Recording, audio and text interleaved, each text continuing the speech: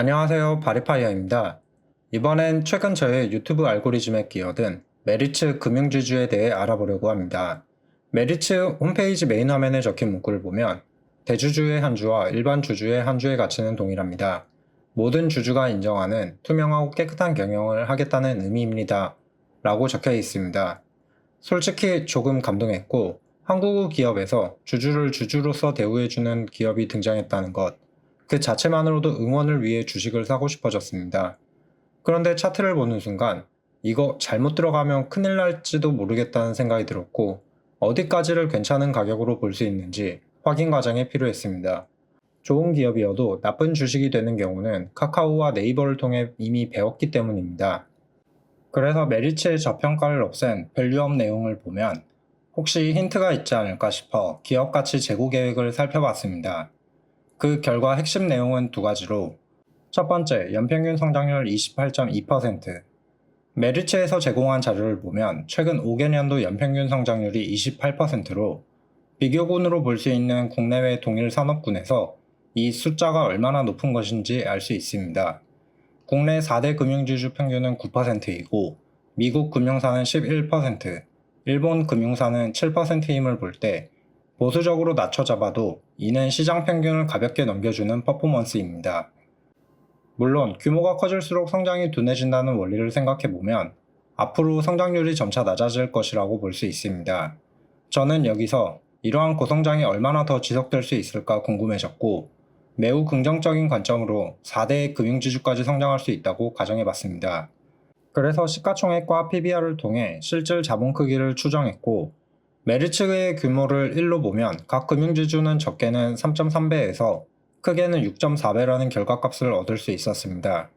그렇다면 이 배수를 앞으로 남아있는 성장 여력이라고 볼 수 있지 않을까 생각했고 우리 금융까지 성장할 수 있다면 지금 크기의 3배까지는 고성장이 이어질 것이고 KB금융까지 성장할 수 있다면 앞으로 지금의 6배까지는 고성장이 이어질 수 있다는 희망찬 미래를 볼 수 있었습니다.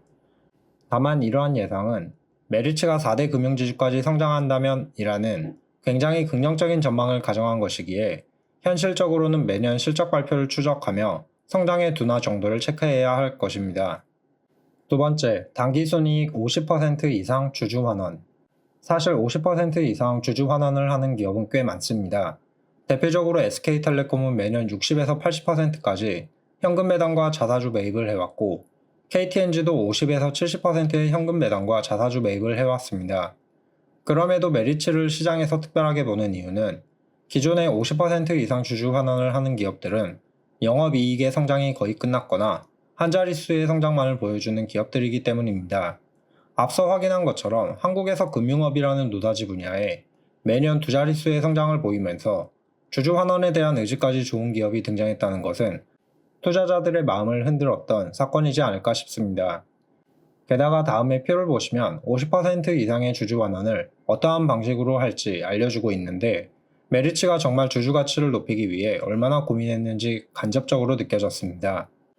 단기 순이익이 발생하면 1단계로 투자냐 아니면 주주 환원이냐의 갈림길이 나오고 이때 기업에서 발견한 투자 기회에서 얻을 수 있는 수익률과 주주 환원으로 돌려줄 수 있는 수익률을 비교해 더 나은 쪽으로 투자 또는 환원을 진행합니다.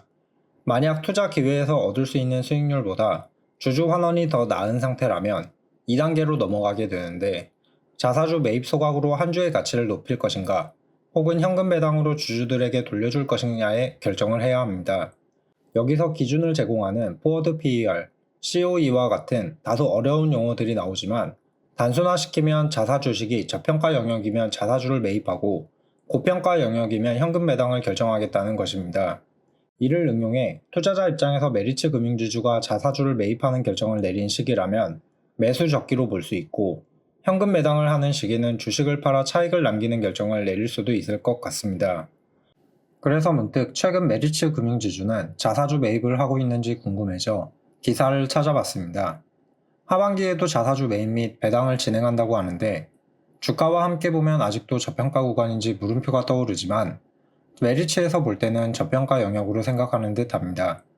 다만 저의 신규 진입 관점에서 보면 조금 무서운 위치이기에 가장 최근 24년 2분기 실적 발표 내용을 추가로 확인해 봤습니다. 앞서 보았던 5개년의 평균인 28.2%보다 아쉬울 수 있지만 2분기 실적 성장도 27.7%로 전년 동분기 대비 놀라운 증가율을 보여주었습니다. 특히 증권업의 가파른 성장은 향후 추가 상승 잠재력도 괜찮아 보였습니다.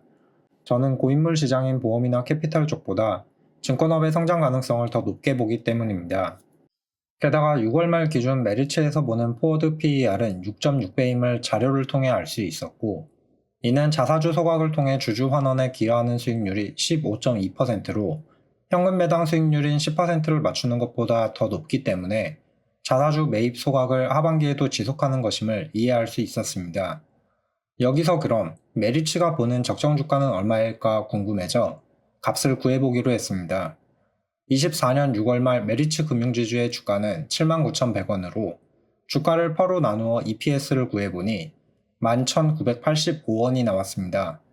이 값을 활용해 24년 8월 17일 기준 주가인 88,800원을 EPS로 나누니 PER이 7.4가 나왔고, 현금 배당 수익률 기준값으로 제시한 10%까지 자사주 소각이 이어진다고 가정하면 메리츠에서 보는 적정 주가는 약 12만원임을 알 수 있었습니다. 또 이런 기준에서 보면 현재 주가에서 진입해 12만원까지 보유할 때 주가 차익에 의한 목표 수익률은 34%로 계산되었습니다. 여기까지 메리츠 금융지주에서 발표한 기업가치 제고 계획, 2분기 실적 발표 및 홈페이지 IR 자료 등을 공부하면서 정리해본 내용입니다. 끝으로 저는 앞으로 나오게 될 한국 밸류업 ETF를 매수 관점에서 기다리는 중인데 한 번씩 KIND에 들어가 밸류업 관련 공시를 살펴보고 있습니다.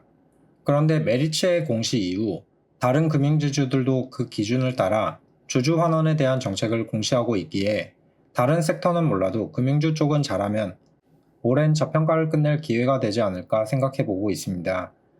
그럼 영상 시청해주셔서 감사합니다. 구독과 좋아요는 더 나은 영상으로 보답하겠습니다. 감사합니다.